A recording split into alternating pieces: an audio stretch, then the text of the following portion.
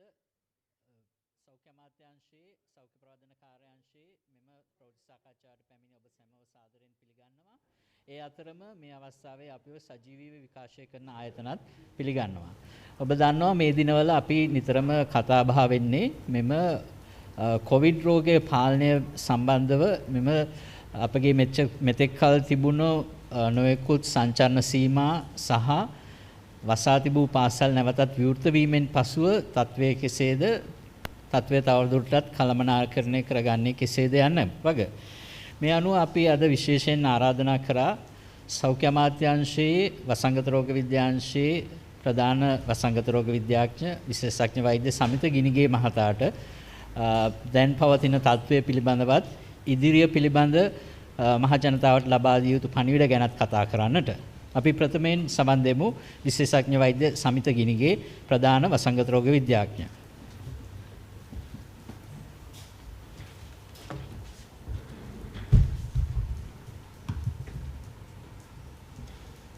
ස්තුති එක්බටුවන්ට දාව මම හිතන්නේ මම කෙටියෙන් කියන්න තත්ත්වය ගැන අපි හැමදාම කියන විදිය මොකද අපි දැන් මේ රටේ වර්තමාන කොවිඩ් රෝගය අපි බැලුවොත් පහුගිය සති දෙක තුනේ යම් වැඩිවීමක් අපි නිරීක්ෂණය කරනවා.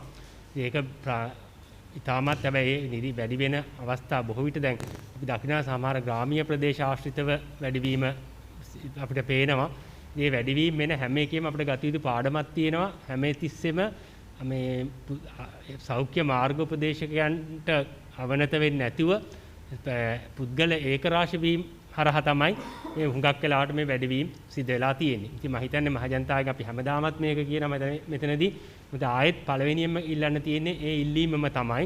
මොකද දැනට දෛනිකව වාර්තා වෙන රෝගීන් සංඛ්‍යාව අපිට මේ මට්ටමකින් පවත්වා ගත්තේ නැත්තම් මොකද අපි දැන් මේ වෙනකොට මේ පාසල් සම්පූර්ණ පාසල් පද්ධතියෙන් විවෘත කරලා තියෙනවා. විශ්වවිද්‍යාල යම් ප්‍රමාණයකට විවෘත වෙමින් පවතිනවා. රාජ්‍ය කර්මාන්ත ශාලාවේ ක්‍රියාකාරීත්වය ඔක්කොම සිද්ධ වෙන අවස්ථාවක අසාමාන්‍ය විදියට මේක තව වැඩි වුණොත් අනිවාර්යයෙන්ම මේ තත්ත්වයන් යම් සීමාවන් ආයෙ පනවන්න සිද්ධ වෙන්න පුළුවන්. ඉතින් ඒක හින්දා මේක හරියට කළමනාකරණය කරගන්න එක වැදගත්. ඒ කළමනාකරණය කරගන්න එකේ ලොකු වගකීමක් තියෙන්නේ ජනතාවට. මොකද ඒ නිසි මාර්ගෝපදේශ සෞඛ්‍ය මාර්ගෝපදේශයන්ට අනුගත වීම කියන එක. එතකොට ඊළඟට අපේ මූලිකම අපි ක්‍රමවේදය හැටියට අපේ ස්ට්‍රැටජි එක නැත්නම් උපක්‍රමයේ හැටියට පාවිච්චි කරේ එන්නත් කරන වැඩසටහන. එන්නත් කරන වැඩසටහන ගත්තම මේ වෙනකොට අපේ මුලින්ම අපේ ටාගට් පොපුලේෂන් එක කියන්නේ අපේ ඉලක්ක කණ්ඩායම විදිහට අපි ගත්තේ අවුරුදු 16ට වැඩි කණ්ඩායම. අවුරුදු 16ට වැඩි කණ්ඩායමේ ලංකාවේ ජනතාව ඉන්නවා මිලියන 16.2ක් විතර. ඔවුන් අතරින් ඊයේ වෙනකොට මිලියන 15.8කට ඒ කියන්නේ ප්‍රතිශතයක් විදිහට 98%කට පළමු මාත්‍රාව ලබා දෙන්න හැකියලා තියෙනවා. උන්ගෙන් දෙවනි මාත්‍රාව 84%කට ලබා දෙන්න හැකියාව ලැබිලා තියෙනවා. මම හිතන්නේ ඒක ඉතාමත් ප්‍රශස්ත මට්ටමක් රටක් විදිහට ඉලක්ක කණ්ඩායමෙන් 98%කට පළමු මාත්‍රාවත් 84%කට දැනට තව කාලයත් එක්ක දෙවෙනි මාත්‍රාවේ ආරක්ෂක ප්‍රතිශතයත් වැඩි වෙයි ලබා දෙන්න පුළුවන් වීම ගැන. ඉතින් මේ විදිහට ඒ ආරක්ෂාව ලැබිලා තියෙනවා.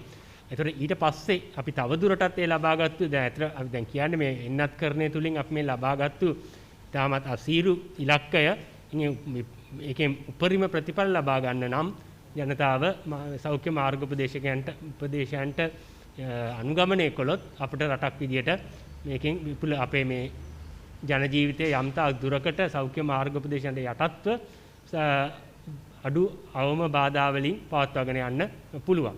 එහෙම නැතුව අපි මේකෙන් මේ එන්නත් කරණය කර පමණින්ම සෞඛ්‍ය මාර්ගෝපදේශකයන්ට ඒක අනුගමනය කළේ නැත්නම් අපේ මේ තත්ත්වය නරක අතට හැරෙන්න ඉඩකඩ තියෙනවා. ඉතින් ඒක හැමෝම හිතර ගන්න ඕනේ. ඉතින් මාර්ගෝපදේශය පිළිපදිනවද නැද්ද කියන එක ජනතාව විසින් කියන්න ඕනේ. නීතියකට විතරක් ඒක කරන්නට බෑ. හැම පුද්ගලයෙක්ම ඒගේ යුතුයකමක් තමයි මේ මාර්ගෝපදේශයන්ට අනුගමනය කරන එක. එන්නත් කරන වැඩසටහන ඊළඟ පියවරක් විදියට අපි දැන් මූලිකව ප්‍රාථමික අවධියේදී හැම කෙනෙකුටම මාත්‍රා 2 විශාල ප්‍රතිශතයකට ලබා දීලා ආරක්ෂණය ලබා දීලා තියෙනවා. දැන් එන්නත් කරන්නේ අපිට ඉස්සර එන්නත් කරන්නේ කරපු රටවල් පටන් ගත්තු රටවල් කීපයකුණුත් උදාහරණ තමයි. ඒත් එක්ක විද්‍යාත්මක පරීක්ෂණවල ප්‍රතිඵල අනුවත් පෙන්නලා දෙලා තියෙන එකක් තමයි එන්නත් කරණය කරලා මාත්‍රා 2ම ලබා ගත්තත් කාලයත් එක්ක ලැබෙන ප්‍රතිශක්තියේ නැත්නම් ආරක්ෂණයේ යම් අඩුවීමක් සිද්ධ වෙනමයි කියන එක. ඒක සාමාන්‍ය සිද්ධියක්. ඒතකොට ඊට අමතරව විශේෂයෙන්ම වයස්ගත කට්ටිය, ඒ කියන්නේ සාමාන්‍ය අපි ගන්න 60ට වැඩි කට්ටිය, වයස්ගත කට්ටියගේ එන්නත් මාත්‍රා දෙකම දුන්නත් තරුණ කෙනෙකුට ලැබෙන ප්‍රතිශක්තියේ උච්ච මට්ටමක් සමහරලාට ලැබෙන්නේ නැහැ. මොකද වයස්ගත කෙනෙක්ගේ ප්‍රතිශක්තිකරණ පද්ධතිය, ඒකේ ක්‍රියාකාරීත්වය ඒ උපරිම මට්ටමක නැති නිසා. ඊටත් අමතරව බොහෝ විට අපි දන්නා වයස්ගත කණ්ඩායම්වල හුඟ දෙනෙක් යම්කිසි නිදන්ගත රෝගී තත්ත්වයන්ගෙන් පෙළෙනවා. නිදන්ගත රෝග තත්ත්වයක් තියෙන කෙනෙක්ගේ ප්‍රතිශක්තිකරණ පද්ධතියේ ප්‍රතිශක්තිය එන්නත් මාත්‍රා දෙකකට පස්සෙත් අර නිරෝගී තරුණ කෙනෙක්ගේ මට්ටමටම උපරිම මට්ටමට නේන්න ඉඩකඩ තියෙනවා. ඒ කරුණු සියල්ලම සලකලා බලලා ඊටත් අමතරව අදටත් අපේ මරණ ගත්තොත්, ඒ කියන්නේ දැන් වෙනකොට මරණ 14000කට ආසන්න ප්‍රමාණයක් සිද්ධ වෙලා තියෙනවා. ඒ මරණ 14000 ගානෙන් 10 ඒ කියන්නේ 11000කට ආසන්න ප්‍රමාණය 10837ක් වගේ ප්‍රමාණයක්ම 60ට වැඩි අය අතර තමයි සිද්ධ වෙලා තියෙන්නේ. ඉතින් එතකොට එතනිනුත් පේන දෙයක් තමයි අනිවාර්යයෙන්ම වයස 60ට වැඩි අය අර මං කිව්වා වගේ ප්‍රතිශක්තියත් එන්නත් කරන්නේ දුන්නත් සාපේක්ෂව අඩුවක් තියෙන ඉඩ කඩ තියෙනවා. ඒ වගේම ඔවුන් රෝගය වැළඳුනොත් සංකූලතාවලට යන්න වැඩි ඉඩ කඩක් තියෙන, සංකූලතාවට ගිහිලා මරණයටපත් වෙනත් සාපේක්ෂව වැඩි ඉඩ කඩක් තියෙනවා. ඉතින් මේ ඔක්කොම අපිට එන්නත් කරන වැඩසටහනේ මූලිකම පරමාර්ථය තමයි මූලිකවම මරණ අඩු කරන එකත් සංකූලතා අඩු කරන එකක්. ඒතර ඒකෙන් ගත්තම අපි ඒ ඔක්කොම කරුණු සලකලා බලලා තමයි මේ සෞඛ්‍ය අමාත්‍යාංශයක් විදිහට තීරණය කළේ 60ට වැඩි කණ්ඩායමට අමතර නැත්නම් බූස්ටර් එන්නත් මාත්‍රාවක් ලබා දෙන්න. මොකද අපිට ඉස්සර එන්නත් කරන්නේ සම්පූර්ණ කරපු රටවල් දැන් වෙනකොට බූස්ටර් එන්නත් ලබා දීම ආරම්භ කරලා තියෙනවා ඒගොල්ලොත්. ඒ බූස්ටර් එන්නත් දුන්නට පස්සේ ඒ පරීක්ෂණ ප්‍රතිඵල වලින් පෙන්නලා තියෙනවා බූස්ටර් එන්නතක් කියන්නේ තුන්වෙනි මාත්‍රාවකුත් ලබා දුන්නට පස්සේ ඒ වයසක අයගේ උනත් ප්‍රතිශක්තිය තිබුණත් දෙවෙනි මාත්‍රාවට වඩා උපරිම මට්ටමකටත් එනවා. ඒ වගේම වැඩි කලක් රඳා පවතිනවත් කියලා. ඉතින් ඒ ආරමුණෙන් දැන් අපි දැන් සති එකමාරකට වගේ ඉස්සර පටන් ගත්තා තෝරාගත්තු දිස්ත්‍රික්ක 5ක. ඒ කියන්නේ කොළඹ, ගම්පහ, කළුතර, බස්නාහිර පළාතෙත්, ගාල්ල, මාතර, හම්බන්තොට දකුණු පළාතෙත්, අම්පාර, අනුරාධපුර දිස්ත්‍රික්කය. මොකද දැන් වෙනකොට සාපේක්ෂව රෝගීන් වැඩිපුර වාර්තා වෙන දිස්ත්‍රික්ක විදිහට තමයි මේ පහ තෝරගත්තේ. ඒ පහේ පළමු අදියරේ 60ට වැඩි සෑම කෙනෙකුටම බූස්ටර් එන්නත් මාත්‍රාවක් ලබා දෙන්නේ. එතනදී බූස්ටර් එන්නත් මාත්‍රාවට භාවිතා කරන්නේ ෆයිසර් එන්නත. මොන එන්නතක් ප්‍රාථමික පළවෙනි හා දෙවෙනි මාත්‍රාවට ලබා ගත්ත සෑම කෙනෙකුටම තුන්වෙනි මාත්‍රාව හැටියට දෙවෙනි මාත්‍රාව ලබාගෙන මාස 3කට පස්සේ දෙවෙනි මාත්‍රාව ලබාගෙන මාස 3කට පස්සේ මේ බූස්ටර් එන්නතක් විදියට ෆයිසර් එන්නත ලබා දෙන්න වැඩපිළිවෙල පටන් ගත්තා. දැන් ඒක ඒ දිස්ත්‍රික්කවල ක්‍රියාත්මක වෙමින් පවතිනවා. එතකොට අපිට දෙන්න තියෙන පණිවිඩය තමයි 60ට වැඩි කට්ටිය දැන් මේ සේවාව ලබා ගන්න පුළුවන්. ඒ දිස්ත්‍රික්කවල සෞඛ්‍ය වෛද්‍ය නිලධාරි කාර්යාල හරහා අපි සායන පවත්වනවා. ඊට අමතරව සෑම මූලික රෝහල් ඊට ඉහළ මට්ටමේ රෝහල් වලත් ඒ සේවාව තියෙනවා. ඉතින් ඕනම කෙනෙකුට 60ට වැඩි දෙවෙනි මාත්‍රාව වරම් මාස 3කට පස්සේ කෙනෙකුට ඒ දිස්ත්‍රික්කවල ඒ රෝහල් වලට ගිහිල්ලා හරි සෞඛ්‍ය වෛද්‍ය නිලධාරි කාර්යාල වලින් ඒ එන්නත් ලබා ගන්න පුළුවන්. මෙතනදී දෙන්න තියෙන පණිවිඩය තමයි මේ වයස්ගත අයකට ඒ එන්නත ඉක්මනට ලබාගෙන තමුන්ගේ ආරක්ෂාව තහවුරු කරගන්න කියලා. මොකද නැත්තම් සමහර වෙලාවට මොකද අනිත් එක තමයි බූස්ටර් එන්නතක් නැත්නම් අමතර එන්නතක් ලබා ගැනීම තුළ මේ මොකද අපි දන්නේ මේක ගෝලීය වසංගත තත්ත්වයක්. අලුත් ප්‍රභේද ඕන වෙලාවක ඇතිවීමේ නැඹුරුවක් තියෙනවා. සමහරට එන ඇති වෙන අලුත් ප්‍රභේද දැන්ට පවතින ප්‍රභේද වලට වඩා මේ ව්‍යාධි ජනක, ඒ කියන්නේ දරුණු ප්‍රභේද වෙන්නට පුළුවන්. නමුත් මොන ප්‍රභේද ආවත් අලුත් ප්‍රභේද ආවත් ප්‍රශස්ත මට්ටමක මේ ප්‍රතිශක්තිය තියෙනවා නම් ඒකෙන් වැඩි ආරක්ෂාවක් ලැබෙනවා. ඉතින් අපි ප්‍රභේදයක් අලුතෙන් ආවට පස්සේ එන්නත් කරන්න වෙලාවක් නැති වෙන්නට පුළුවන්. ඒකින්ද අපිට දැන් අවස්ථාව ලැබිලා තියෙනවා. ඒ වයසක අයටත් උගේ දරුවන්ටත් කියන්නේ අවසාන මොහොත වෙනකන් ඉඳලා ප්‍රමාද වෙලා ලෙඩේ හැදුනට පස්සේ පසුතැවෙන්නේ නැතුව කල් ඇතුව දැන් මේ සේවාව ලබා ගන්න පුළුවන්. ඒ එන්නත් කරන්නේ ලබාගෙන තමුන්ගේ ආරක්ෂාවත් රටේ ආරක්ෂාවත් තහවුරු කර ගන්න කියලා. ඒ ෆයිසර් බූස්ටර් එන්නත් තමයි අපි මූලිකව එතනදී පාවිච්චි කරන්නේ.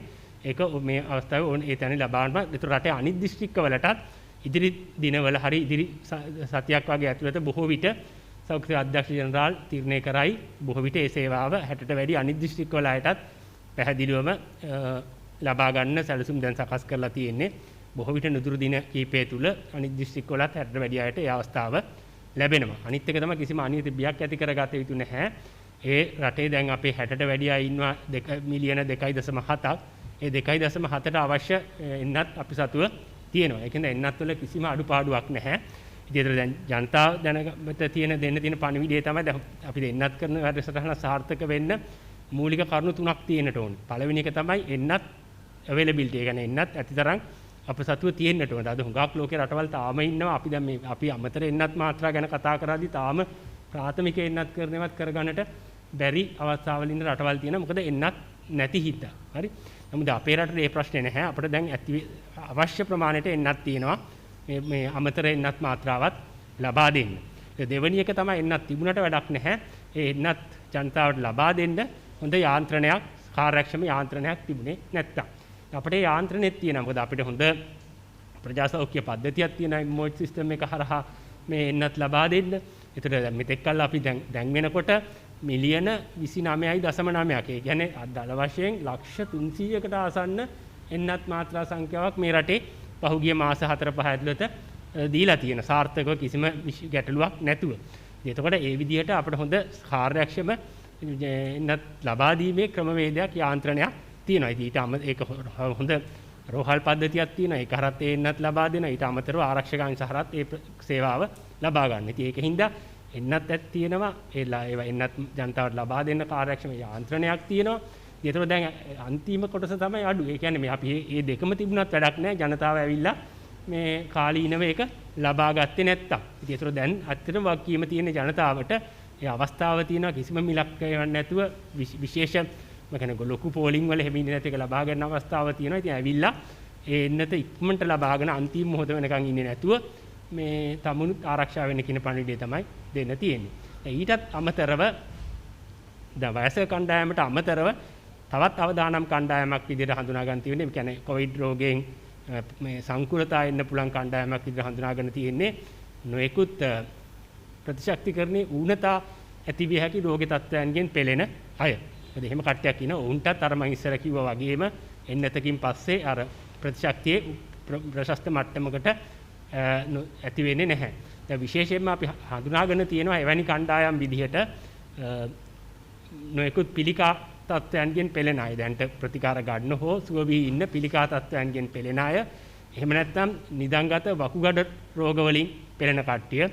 ඊටත් අමතරව මේ අවයව බද්ධ ඕගන් ට්‍රාන්ස්ප්ලාන්ට් අවයව බද්ධ කරපු කට්ටිය. මොකද අවයව බද්ධ කරපු අයගේ ඉමුනිටි එක මේ ප්‍රතිශක්තිය අඩු වෙන්න යම් ඖෂධ දෙන්න සිද්ධ වෙනවා.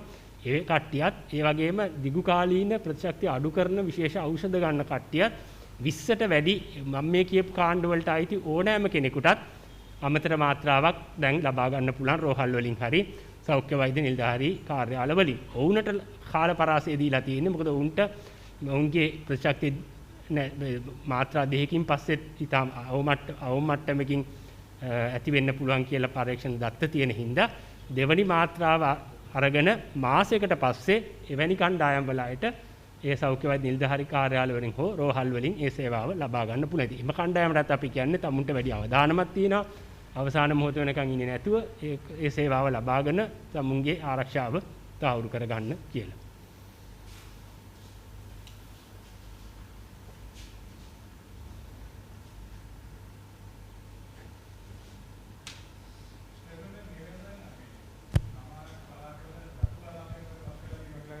යනවා මේ සම්බන්ධයෙන් තින් තත්ත්වය පැහැදිලි කරොත් එහෙම.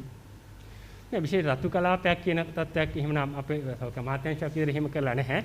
සමහර පැතිවල අපි දකිනවා යම් වැඩිවීමක් තියෙන. ඒතර මම කිව්වා වගේ ඒවා බොහෝ විට මේ විශ්ලේෂණය කරගෙන ගියාම අර යම්කිසි සෞඛ්‍ය ක්‍රමවේදයන් අනුගමනය නොකර පුද්ගල ඒකරාශී වීම හරහා තමයි තියෙන්නේ.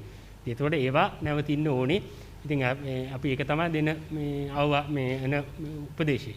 දැන් ඔය රාවයත් එක්කම දෙසැම්බර් වලදී නැවතත් රට වහන්න වෙයි කියන කාරණාවත් මතුවෙනවා. ඒ සම්බන්ධයෙන් ඔබතුමාට පැහැදිලිවීමක් කරන්න. මම හිතන්නේ අපි දැන් අනිවාර්යයෙන්ම දැන් මේ විදියට වගකීමකින් තොරව පුද්ගලයා හැසිරුණොත් අනිවාර්යයෙන්ම ඊටත් වඩා තත්ත්වයක් නැති වෙන්න උනත් පුළුවන්. ඒක නැති නොවෙන්න තමයි අපි මේ ජනතාවට මේ පණිවිඩ මෙතේ හැමදාම සතියකට වර මතෙන් එහෙම හැමදාමත් කියන්නේ ඇවිල්ලා එවැනි තත්ත්වයන් ඇති නොවෙන්න දැන් ඉඳන්ම ක්‍රියා කරමු. මොකද ඒක ඇති වෙනවද නැද්ද කියන එක මම මුලින් කිව්වා වගේ දැන් පැහැදිලිවම ඒ වගකීම තියෙන ජනතාව අතේ. මොකද අපි එන්නත් ගෙනත් තියෙනවා එන්නත් මේ කරන්න ක්‍රමවේදයක් හදලා තියෙනවා. ඉතින් එන්නත් හරිය වෙලාවට ලබා ගන්න ඕනේ. ඊට අමතරව ඒ සෞඛ්‍ය මාර්ගෝපදේශ පෙන්නලා දීලා තියෙන ඒවා පිළිපදින්න ඕනේ. ඉතින් එතකොට ඒක ජනතාවගේ අතේ තමයි තියෙන්නේ. තමුන් මේ තවත් සංචරණ සීමා ඇති වෙන තත්ත්වයකට රට ගෙනියනවද නැද්ද කියන එක වගකීම. දැන් පාසල් වල සියලුම පන්ති ආරම්භ වුණාට පසුව දැන් තියෙන ප්‍රශ්නයක් තමයි ප්‍රවාහනයේදී සිදුවෙන සිද්ධීන් සම්බන්ධව. ඒ කියන්නේ බලපුවම දැන් සම්පූර්ණයෙන්ම දැන් කලින් තිබුණනේ මේ පාසල් ප්‍රවාහන සේවය අඩු වෙලා තියෙනවා. දැන් ඊට අමතරව බස් රථ ඉඟියක් තියෙනවා. ඒ නිසා පැක් වෙලා යනවා කියනවා. ඒ කියන්නේ පිරීලා යනවා මේ බස් වල. ඉතින් මේ ප්‍රවාහන කටයුතු සම්බන්ධයෙන් ඔබතුමාලාට මේකට ලැබිලා තියෙන තොරතුරු මොනවා වගේ නිසා දෙන්න තියෙන දැනට අපිට එහෙම විශේෂ මේකක් නැහැ. මම මේක පටන් ගන්න ඉස්සර මේ අපි සාකච්ඡා කළා ඒ අදාළ පාර්ශ්වයන් එක්ක. ඉතින් මම මේ ප්‍රවාහන අංශත් මේ මම විශේෂයෙන්ම රජයේ මේ ශ්‍රී ලංකාවේ විශේෂ බස් සේවා පාසල් ශිෂ්‍යයන් මේ ප්‍රවාහනය සඳහා මේ යොදවන්න කැමති වුණා. ඊටත් අමතරව මම හිතන්නේ අපිට කරන්න පුළුවන් විදිහකට අපි මේ පාසල් මේ දැනුවත් කිරීම කළා. ඒ රියදුරන් ඒ වැඩ කරන අය උන්ට එන්නත් කරන්නේ ලබා දීලා ඒ පියවරල් අරන් තියෙනවා. අධ්‍යක්ෂකතුමනි දැන් ඒ කාරණාවත් එක්ක මතක කාරණා තමයි දැන් මේ ප්‍රවාහනයේදී දැන් ඇති වෙන මේ ට්‍රැෆික් තත්ත්වය නිසා පැය කීපයක් බස් රථය තුල අර වගේ කට්ටියක් පිරිස රැඳිලා හිටියාම තත්ත්වය කොයි වගේ වෙන්න පුළුවන් වේවිද? මෙහෙමයි දැන් අපිට තියෙන අපි සම්පත් කියන්නේ අපේ තියෙන සම්පත් වලින් අපිට කළමනාකරණය කරන්න වෙන්නේ. දැන් අපිට කොච්චර අපි කැමති වුණත් නැති වුණත් අපිට විශාල මේ බස් සේවයක් දාලා ඒ විදිහට මේ දුරස්ත භාවයේ තියාගන්නට අපේ මත පොදු ට්‍රාන්ස්පෝර්ට් එකක් අපිට මේන්ටේන් කරන්න අපි අසීරුයි. අපිට එතනදී අපි අපේ වගකීම ඉෂ්ට කරනවා නම් අවදාන නැති කරන්න බැරි වෙයි. නමුත් අවදාන අවම කරන්න පුළුවන්. ඒ කියන්නේ බස් රථයේ කොච්චර සෙනග හිටියා වුණත් මම හරි විදියට මාස්ක් එක දාලා මම බස් එකෙන් නැග්ගන්න පස්සේ බැස්සට පස්සේ අත හොදන හරි සැනිටයිසර් එකක් පාවිච්චි කරනවා නම් මම හරියට නිසි ප්‍රමිතියෙන් යුතු මේ මුඛාවරණයක් පළඳලා තියෙනවනේ ඒක මුළු බස් එකේ ගමනාන්තය දක්වාම හරි විදියට පළඳගෙන ඉන්නවා නම් ඉතින් අවදානම මේ ඊටමත් ප්‍රශස්ත මට්ටමකින් අඩු කරගන්න පුළුවන්. වෛද්‍යතුමනි දැන් මේ වෙනකොට මේ ලංකාව තුලදී කොවිඩ් උපප්‍රභේදයක් හඳුනාගත්තා. එතකොට චන්දිමේ ජීවන්දර වෛද්‍යවරයා ඇතුළු කණ්ඩායම තමයි මේක හොයාගත්තේ.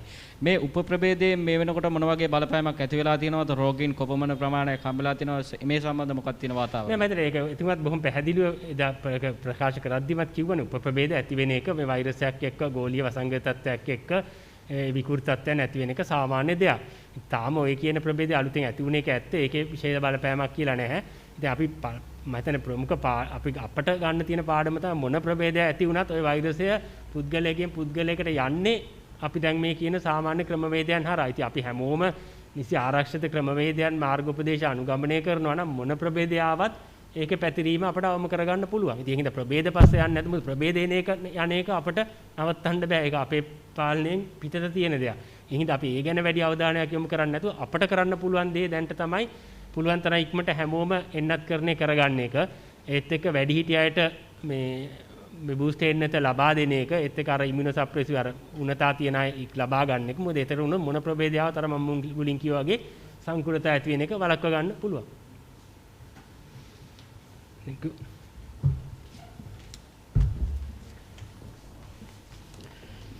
සෞඛ්‍ය අමාත්‍යාංශයේ වසංගත රෝග විද්‍යාංශයේ ප්‍රධාන වසංගත රෝග විද්‍යාඥ විශේෂඥ වෛද්‍ය සමිත ගිනිගේ මහතා ඔබට බොහොමත්ම ස්තුතියි. අපි මීළඟට ඉක්මනින් යොමු වෙමු සෞඛ්‍ය අමාත්‍යාංශයේ නියෝජ්‍ය අධ්‍යක්ෂ ජෙනරාල් හේමන්ත හේරත් මහතා වෙත. එතුමාට තවත් රැස්වීමකටත් යාමට තියෙන නිසා.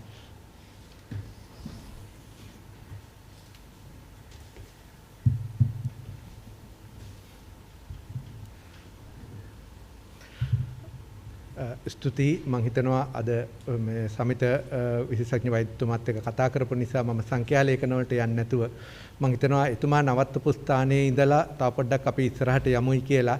අපි කවුරුත් දන්නවා මේ මොහොත වෙන විට ඉදිරියේදී අපිට අභියෝගාත්මක සති කිහිපයක්ුයි අපි දකින්න අපිට බලාපොරොත්තු වෙන්නේ. ඒකට සූදානම් වීමේ වැදගත්කමයි අපි මේ අවස්ථාවේ මම හිතනවා ඒකේ අවධාරණය කරන්න අපිට අවශ්‍ය වන්නේ. උත්සව සමයත් එක්ක මතුවෙන්න පුළුවන් මේ අවදානම් තත්වයන් මගහැර ගැනීම සඳහා දිගින් දිගටම මම හිතනවා මේ අපි ඊයේ පෙරේදා විතරක් නෙවෙයි ඉදිරියටත් අපි නොකඩවාම මේ සංනිවේදනය කරන්න යන කාරණාව ගැන සියලු දෙනාගේම අවධානය යොමු කරගන්න කියලා අපි ඉල්ලා සිටිනවා. විශේෂයෙන්ම උත්සව සමය සීමාව තුළ මේ අර අද වසංගත රෝග විද්‍යාඥතුමා කිව්වා වගේ මේ රෝගීන් වැඩිවීමට සෑම අවස්ථාවකම වාගේ හේතු වී තිබෙන්නේ ජනතාව ඒකරාශී වීම සහ සෞඛ්‍ය පුරුදු අනුගමනය නොකිරීම.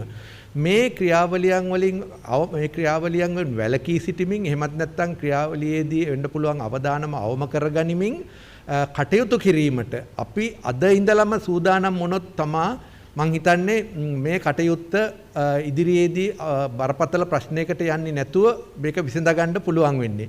ඒ සඳහා තමා අපි නොකඩවාම කියලා තියෙන්නේ උත්සව සමයට අදාළ මේ අපි ගන්නා වූ ක්‍රියාමාර්ග. ඒ කියන්නේ සාප්පු සංකීර්ණ වල වෙළඳසැල් විවෘත කිරීම, සේල් ඒ වගේ පවත්වාගෙන යනවා නම් මේ වගේ දේවල් අන්තිම සතියේ එහෙමත් නැත්නම් අවුරුද්දේ අවසාන සතිය තෙක් ඉන්නේ නැතුව දැම්ම ඉඳලා ක්‍රියාත්මක කරලා සෞඛ්‍ය පුරුදු වලට යටත්ව සෞඛ්‍ය ආරක්ෂිත ලෙස එම කටයුතු කරන්නත් ඒ වගේම සීමිත සෙනගක් තම සේවා ස්ථානවලට එහෙමත් නැත්නම් වෙළඳ මධ්‍යස්ථානවලට ඇතුළත් කරගනිමින් මේ ලොඩේ පැතිරෙන්නේ නැති වෙන්න මේ අවශ්‍ය කරන වාතාවරණය කල්ැතුව සකසා ගනිමින් කටයුතු කරන්න කියලා. ඒ වගේම තමා මෙහිදී නිතින්තරම අහන දෙයක් තමයි අපි දකින දෙයක් තමයි යම් ආකාරයකට මේ සංචරණ සීමා සහ අනිකුත් සෞඛ්‍ය නීති රීති පහුගිය කාල සීමාව තුළ ක්‍රමානුකූලව ලිහිල් කරලා තියෙනවා. මේ ලිහිල් කරන සෑම අවස්ථාවකම අද වසංගත රෝග විද්‍යාඥතුමා කිව්වා වගේ රෝගීන්ගේ වැඩිවීමේ තත්ත්වයක් තියෙද්දිත් සමහර වෙලාවට මේ තත්ත්වය දිගටම පවත්වාගෙන යෑමේදී රජයත් සෞඛ්‍ය අමාත්‍යාංශයත් යම් ආකාරයකට අවදානමක් අරගෙනයි මේ වාගේ දේවල් වලට ඉඩ දෙන්නේ. හැබැයි ඒ නිසාම අපි සියලු දෙනාගෙන් ඉල්ලා සිටිනවා ඔබලා නමතත් අවදානමක් ගන්න එපා. ඒ කියන්නේ දැන් මේ වෙළඳසැල් තාමත් වහලා නැහැ. එහෙමත් නැත්නම් දිගටම පවත්වාගෙන යන්නේ. අපි හැමදාමත් අර ඔබතුමාලත් අහන විදිහට අවදානමක් නොතිබෙනවා නෙවෙයි. නමුත් අපි තවදුරටත් අවදානමක් ගැන සෞඛ්‍ය ආරක්ෂාවෙන් තොරව මෙම ස්ථානවලට ගොස් කටයුතු කළොත් ඒක තවත් වැඩිවීමක් වෙනවා.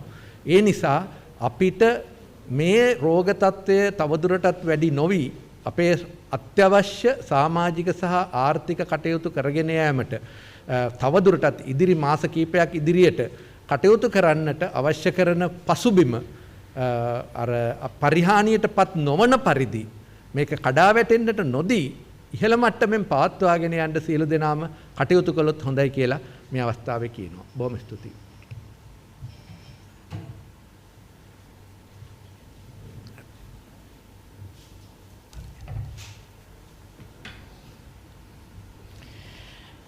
අපි සෞඛ්‍ය අමාත්‍යාංශයේ නියෝජ්‍ය අධ්‍යක්ෂ ජෙනරාල් විශේෂඥ වෛද්‍ය හේමන්ත හේරත් මහතා ඔබට බොහොමත්ම ස්තුතියි. අපි ඊළඟට සූදානම් වන්නේ ඔබට විශේෂ කෙටි පණිවිඩයක් ගෙනීමට කොළඹ විශ්වවිද්‍යාලයේ වෛද්‍ය පීඨය විශේෂ සැමරීමක් ලැස්ති කරලා තියෙනවා මේ ඊළඟ සති කිහිපය තුළ. මේ පිළිබඳව ඔබව දැනුවත් කිරීමට අපි ආරාධනා කරා. කොළඹ වෛද්‍ය පීඨයේ අන්තරාසර්ග රෝග පිළිබඳ විශේෂඥ වෛද්‍ය ප්‍රසාද් කටුලන්ද මහතා අපි එතුමාට සමන් දෙමු මෙම වැදගත් පණිවිඩ ගැන දැන ගැනීමට.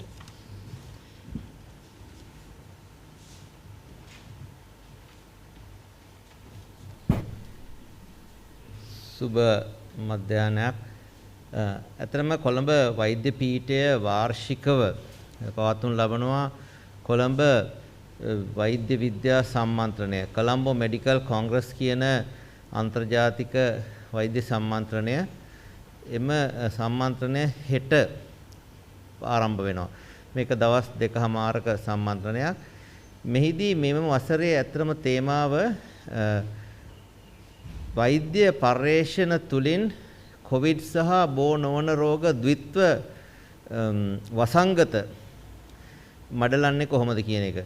ඉතින් මෙහිදී කොළඹ වෛද්‍ය පීඨයේ වෛද්‍ය ආචාර්ය මණ්ඩලය පශ්චාත් වෛද්‍ය සහ අනිකුත් වෛද්‍ය ශිෂ්‍යයෝ සහ සියලු පර්යේෂකයෝ ඊට අමතරව කොළඹ වෛද්‍ය පීඨයේ ආදි ශිෂ්‍ය සංගමය ඇලුම්නයි ඇසෝසියේෂන් එක ඒ සියලු දෙනාම එකතු වෙලා තමයි මෙම අන්තර්ජාතික වෛද්‍ය සම්මන්ත්‍රණය පවත්වන්නේ.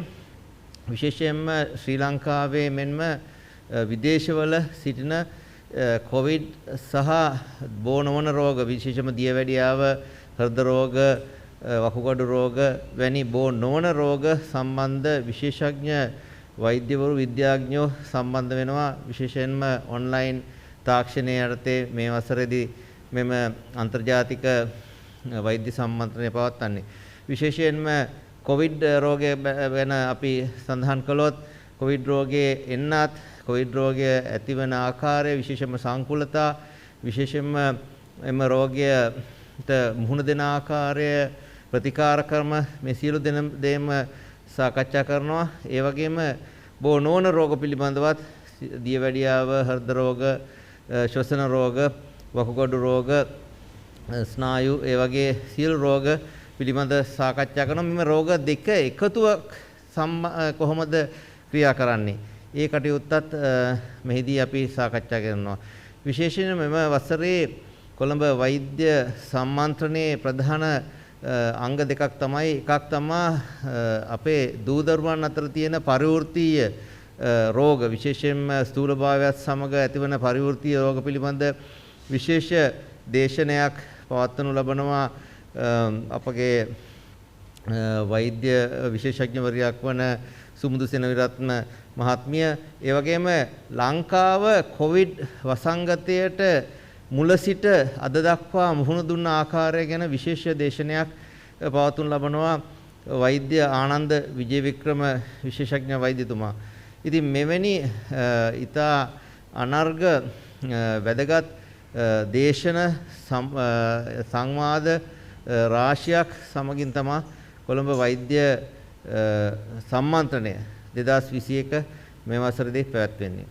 මම ආරාධනා කරනවා සියලු දෙනාට මොකද අප සමාජ ජාල ඔස්සේ මෙම වෛද්‍ය සම්මන්ත්‍රණයට නොමිලේ සහභාගී වෙන්න අවස්ථාව සලසා තිබෙනවා. ඉතින් සියලු දෙනාටම මේන් උපරිම ප්‍රයෝජනය ලබා ගන්න වශයෙන් මහාචාර්යතුමනි මේ පැහැදිලි කරන්න මොන ස්ථානයේද පැවැත්වෙන්නේ කොයි වෙලාවටද ආරම්භ වෙන්නේ මේ ප්‍රදර්ශනය ආරම්භ වෙන වෙලාව අවසන් වෙන වෙලාව කොහොමද මේකට සම්බන්ධ වෙන්නේ? ඇතර මෙය සම්මන්ත්‍රණයේ හෙට හවස 4 සිට පවත්වනු ලබනවා. එහි ආරම්භක සැසිවාරය ඊට පස්සේ අනිද්දා ඒ කියන්නේ සිකුරාදායි සෙනසුරාදායි උදේ 9 සිට හවස 5 පමණ වෙන තෙක් ඒ සැසිවාර පවත්වනු ලබනවා.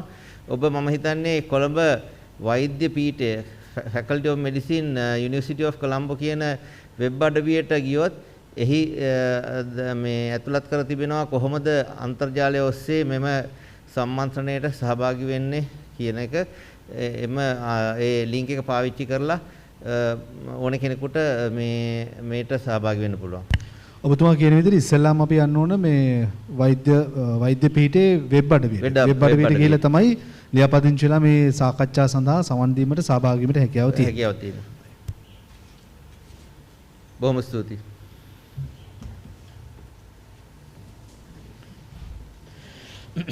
කොළඹ විශ්වවිද්‍යාලයේ වෛද්‍ය පීඨයේ වෛද්‍ය විද්‍යාව පිළිබඳ මහාචාර්ය හෝමන පිළිබඳ විශේෂඥ වෛද්‍ය ප්‍රසාද් කටුලන්ද මහතා ඔබට බොහොම ස්තුතියි. මම හිතනවා අපගේ සියලුම මාධ්‍යවේදීන්ට ඉතාමත්ම හොඳ අවස්ථාවක් වේවි මෙම වෛද්‍ය සාකච්ඡා සහ සම්මන්ත්‍රණ ඔන්ලයින් මාර්ගයෙන් බලා ගැනීමට අවස්ථාව ලැබීම ඉතාමත්ම වැදගත් කාරණයක්.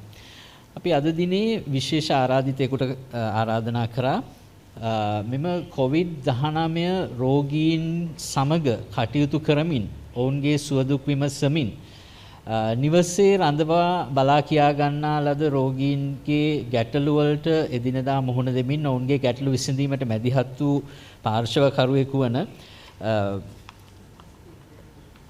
කොළඹ වෛද්‍ය පීඨයේ පවුල් වෛද්‍ය අධ්‍යයන අංශයේ අංශ ප්‍රධානී ශ්‍රී ලංකා පවුල් වෛද්‍යවරුන්ගේ වෛද්‍ය විද්‍යායතනයේ හිටපු සභාපති වෛද්‍ය රුවයිස් හනීෆා මහතා. අපි එතුමාගේ අත්දැකීම් එක්ක මහ ජනතාවට ලබා දෙන COVID-19 රෝගය වැළඳුණු අයට ලබා දෙන පණිවිඩ මොනවාදයි විමසමු. මේ වෛද්‍ය රුවයිස් හනිෆා මහතා.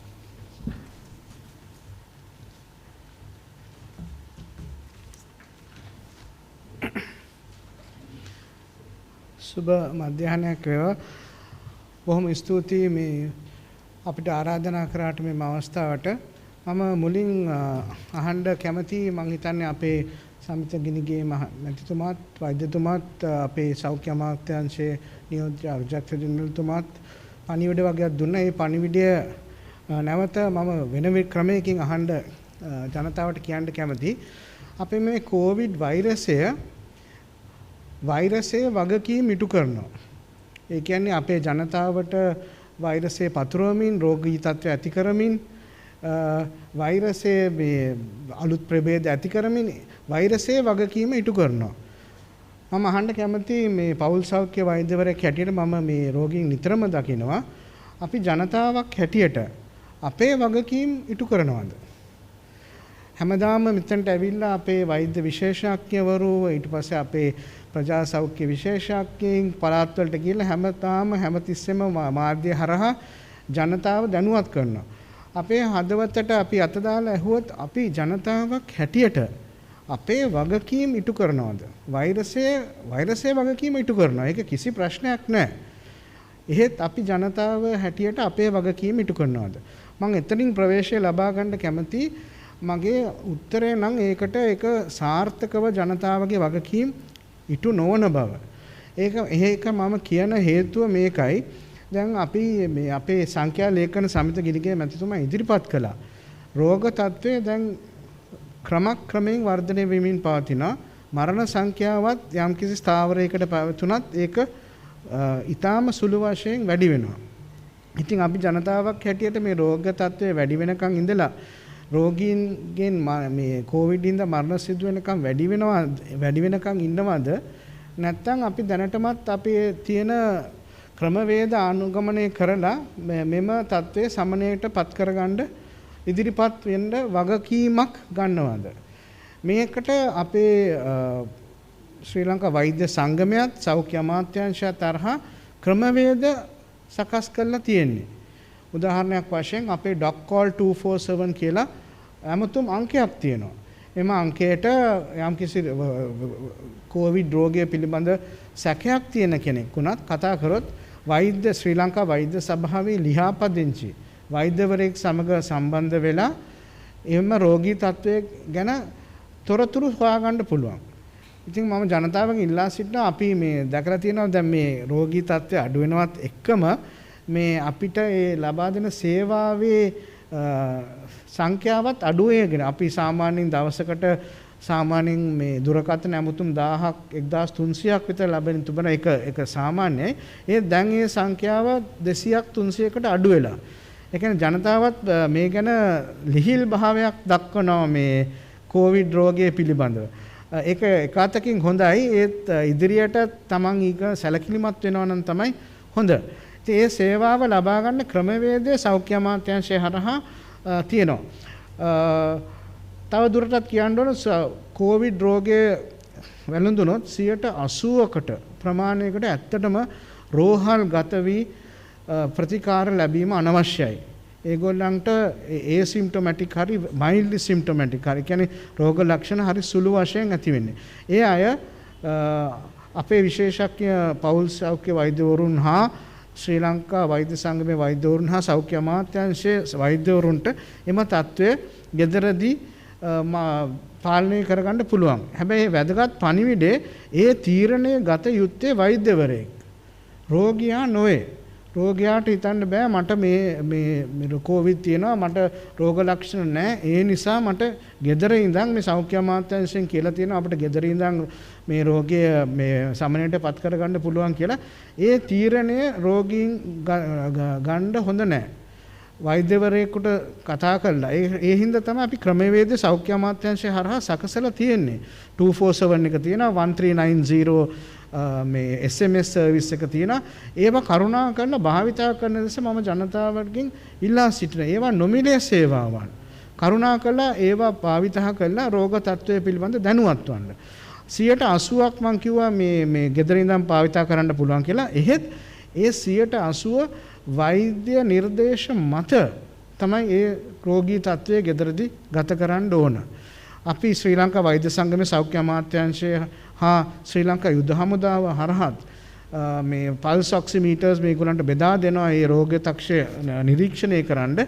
ඒ නිසා කරුණාකරලා මේ ජනතාව ඒ සේවාවන් ලබා ගන්නා මෙන් කරුණාවෙන් ඉල්ලා සිටිනවා. 120%කට රෝගී තත්ත්වයේ රෝහලදී ප්‍රතිකාර කළ යුතුයි. එතකොට රෝහලට යන්නේ කොහොමද? දැන් අපේ 247 සේවාව හරහා අපි සුවසරිය 1990 සමග සම්බන්ධතාවයකට ඇති කරගෙන තිනවා. අපිට හිතුනොත් මේ දුරකථන ඇමතුමේදී හිතුනොත් මෙම රෝගියා ස්පිතාලයක හෝ රෝහලකට ගෙන යා යුතුයි කියලා අපි වහාම 1990 එකට ඒ කෝල් එක යොමු කරලා ඒ රෝගියාව ස්පිතාලට යන්න අවස්ථාව සලසා දෙනවා. ඒත් නොමිලේ. මේ සියල්ලම මේ පද්ධතිය හරහා නොමිලේ සිදුවන සේවාවක්. 10%ක් 5ක් අතර සංඛ්‍යාවක් රෝහලට ගියාට පස්සේ දැඩි සත්කාර ඒකකවලට සේවා මේ අනියුක්ත වෙන්න වෙයි. ඒ පිළිබඳව ඉතින් ස්පිතාලෙන් තමයි මේ පණිවිඩය දෙන්නේ. 247 එකට අමතරව මම තවත් කිය යුතුයි මේක විශේෂයෙන්ම මගේ සහෝදර වෛද්‍යවරුන්ට තමයි මම මේ පණිවිඩය දෙන්නේ. රෝග ලක්ෂණ වලට බෙහෙත් කරන්න එපා. රෝග තත්වයට බෙහෙත් කරන්න. රෝග ලක්ෂණ වලට බෙහෙත් කොවිඩ් හරහා මම කියන්නේ මම වෙන මේ ගැන එකක් නෙමෙයි ගැන කතා කරන්නේ. කොවිඩ් රෝග ලක්ෂණ වලට බෙහෙත් කරන්න ගියොත් අනවශ්‍ය ලෙස විවිධ ඖෂධ වර්ග භාවිතා කරන්න වෙයි. ඒ නිසාම රෝගීන් යම් යම් සංකූලතා වලට අනවශ්‍ය ලෙස පත්වෙන්න විශාල අවස්ථාවක් තියෙනවා. ඒ හින්දා රෝගීන් මේ අප ජනතාවටත් මම දැනුවත් කරන්න කැමති රෝග ලක්ෂණ වලට බෙහෙත් ගන්න යන්න එපා. රෝගී තත්ත්වය සමනය කරන්න වෛද්‍යවරයෙක් හමුවන්න. විශේෂයෙන්ම අපේ ඇන්ටිබයොටික්ස් මේ ඇන්ටිබයොටික් රෙසිස්ටන්ට් වීක් එක මේක මම කැමති මේක අවස්ථාවක් කරගන්න. ඇන්ටිබයොටික්ස් ඇන්ටිවයිරල්ස් අතර වෙනසක් තියෙනවා. යම්කිසි අවස්ථාවක ඇන්ටිබයොටික් භාවිතා කරන්න පුළුවන් වේවි කොවිඩ් තත්ත්වේ. ඒත් හුඟක් වෙලාවට අවශ්‍ය නැහැ. අනිත් එක මේ අපේ සමහර බෙහෙත් වර්ග තියෙනවා මම විශේෂයෙන් නම් කරන්න කැමති මේ අවස්ථාවේදී මේ ස්ටීරොයිඩ්ස් කියලා. ඒවා ගත්තම ඕනෑම රෝග ලක්ෂණයක් සමනයකටපත් වෙනවා. හැබැයි ඒකේ විශාල භයානකකමක් තියෙනවා රෝගීන්ට. රෝග ලක්ෂණ හොඳ වුණාට රෝගය සංකූල වෙයි. එහෙම නිසා ජනතාවගෙන් මම ඉල්ලා සිටින කරුණාකරලා පොඩ්ඩක් වෛද්‍යවරයෙක් හම්බෙන්න යනකොට කල්පනාවෙන් දෙන බෙහෙත් වර්ග ගැනත් සලකා බලන්න.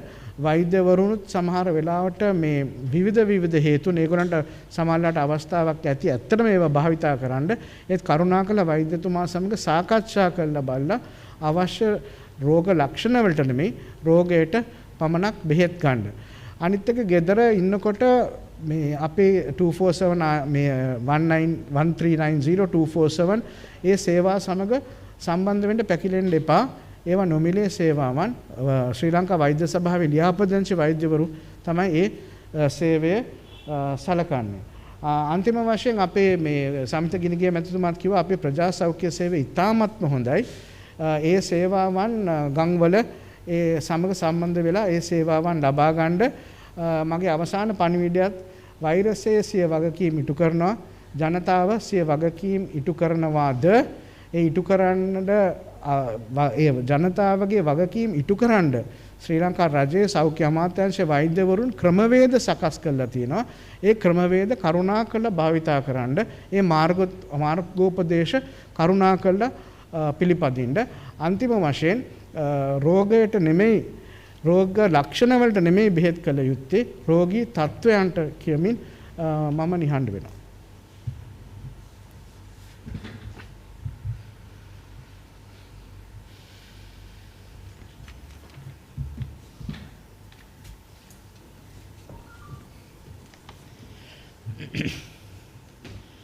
කොළඹ වෛද්‍ය පීඨයේ පවුල් අධ්‍යයන අංශයේ අංශ ප්‍රධානී ශ්‍රී ලංකා පවුල් වෛද්‍යවරුන්ගේ විද්‍යායතනයේ හිටපු සභාපති වෛද්‍ය රුවයිස් හනීෆා මහතා ඔබට බොහොමත්ම ස්තුතියි.